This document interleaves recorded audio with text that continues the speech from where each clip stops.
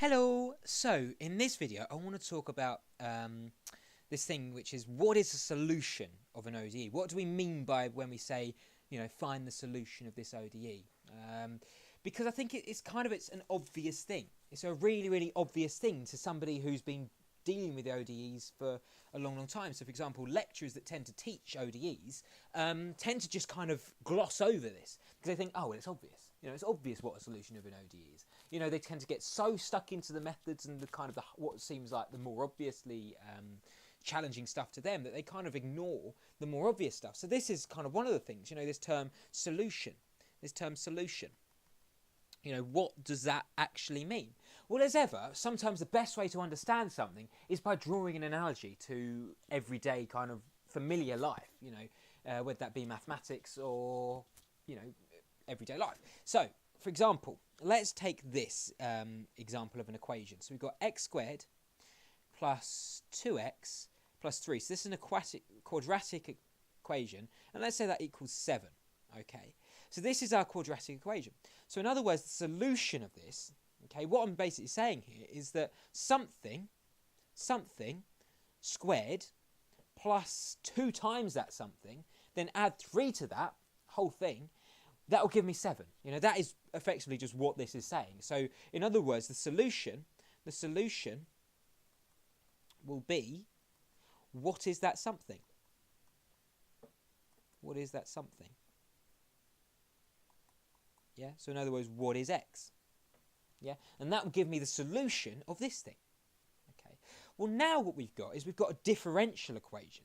So this is just an equation, a familiar equation just involving a single x. Now we've got a differential equation. Well, differential equation is just, if you like, a more complex, more layered version of a sort of equation like this x squared plus 2x plus 3.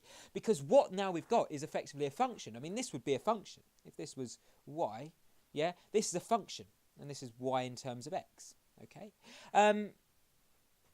So now what we've got is a differential equation. So we've got a function, an equation which links a function plus the derivatives of this function as well. So it's an equation which kind of links all of those things together. So for example, let's say we have y double dash plus 6y dash plus 7y. Okay, so y dash and y double dash just corresponds to the derivative of my function. And let's say that equals 4e to the x. 4e to the x. Okay, so in other words, what I'm now trying to find is the solution to this equation. Well, let's just look at what we had before. We had x squared plus 2x plus 3, and that will equal some number. I'm going to change this back to y. That's back to 7. Okay, and I want to find out what is that something. So what is that x that satisfies it? The same thing here, except now we've got a function. Instead of, y is no longer a variable, it's now a function. Okay, so y is just some function of x, let's say. So y is a function of x. Okay, and basically what I'm trying to now find is, okay, what is that function? Okay, with my differential equation, here with my sort of equation x squared plus 2x plus 3, we've just got a single variable involved. I just wanted to find what the value of that variable would be. So when I plug the value of that variable into this equation, I would get my answer. The same kind of idea here, except it's no longer a variable, it's a function. Okay, and that function is kind of involving its derivatives as well. And, that's how we get a differential equation, because it's involving the derivatives of the function as well. So what I'm basically now asking is, well, what is that function? What is that function which I plug in here? So I've got a function, 7 times that function, plus 6 times the derivative of that function, plus the second derivative of that function. Okay, and that will all equal this 4e to the x. Well, what is that function that I'd need to plug in here, and the derivative in here, and the second derivative in here, which allows me to get that out? And in actual fact, there is an infinite number of solutions to this. Okay, which is why we then need these things called initial conditions. Because what we can do is there's an infinite number of solutions to this. So we can literally put in an infinite number of functions which are kind of this form. We look at the kind of the right hand side, the answer if you like, to get us what's known as a general solution. The general solution, which kind of is a good approximation of what the function is going to look like. But again, there could be any infinite number. It's going to be constants, there's going to be all sorts of everything. There's constants everywhere, left, right and centre.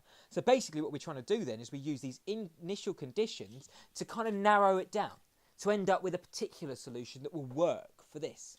So in other words, we get given initial condition, and all that basically says is, okay, it kind of pinpoints a value of a function at a particular point. It tells us the value of a function at a particular point, and that allows us to just narrow down our solutions even further.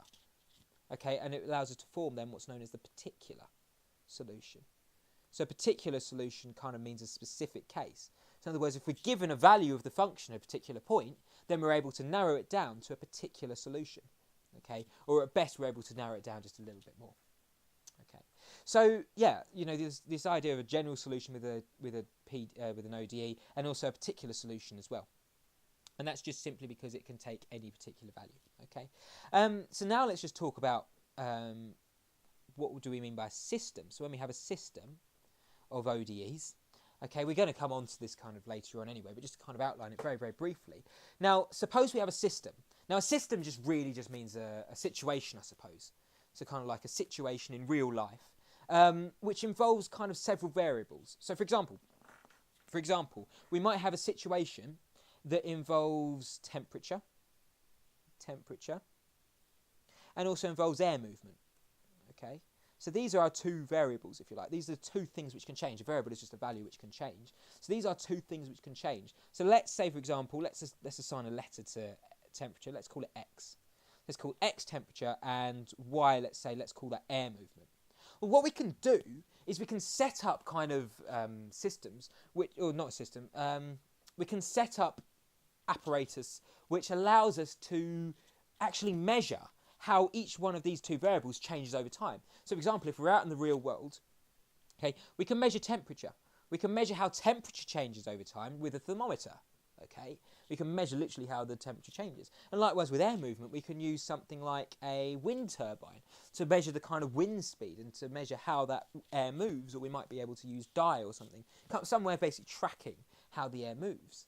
All right, a kite, for example, would be good. Global positioning kite, which kind of moves around the wind. That's one way of tracking the air movement, or a balloon or something like that.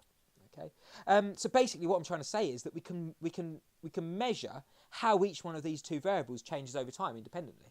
So we can measure how temperature changes through time. So we write that as dx by dt. So the rate of change of temperature, which is x, through time, how temperature changes through time. And we can also measure how air movement changes through time. You know, we've got the air, we've got the balloon. So we can measure each one of these two things. We're considering a real life example.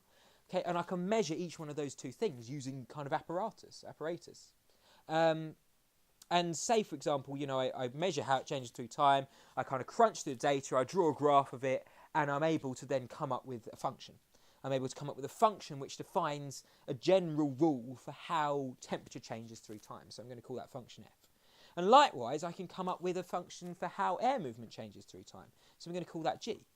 Well, that's all very well and good, but what I'm after is kind of, I want to relate temperature to air movement.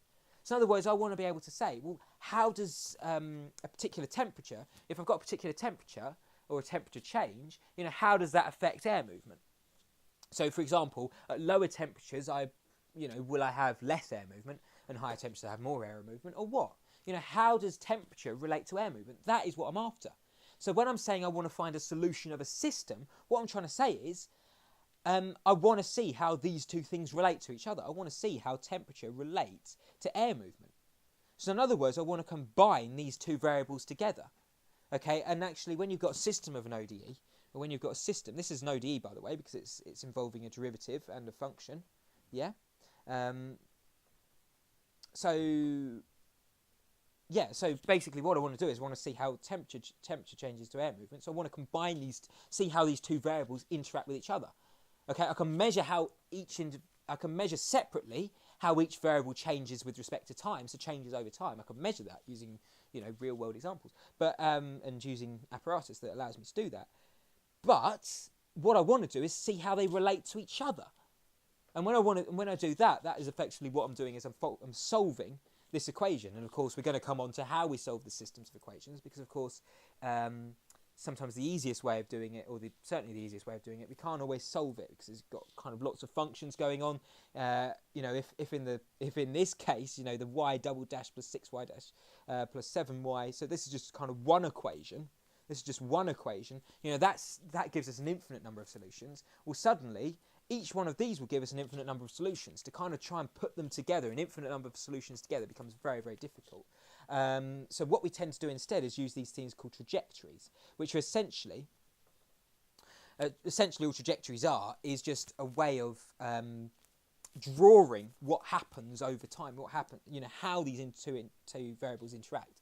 We kind of use a geometric approach and draw how these two variables interact with each other, and using kind of characteristics and looking at certain sort of things associated with these functions, using a couple of techniques, and we're able to effectively draw how they interact with each other over time. And we use that choosing trajectories. So we're not necessarily able to do it, even if not necessarily able to do it kind of algebraically, crunch through the algebra, we can certainly use these things called trajectories to kind of give us a hint of how they change over time. So yeah, effectively, all a solution of an ODE is it's just simply asking yourself, well, what value works?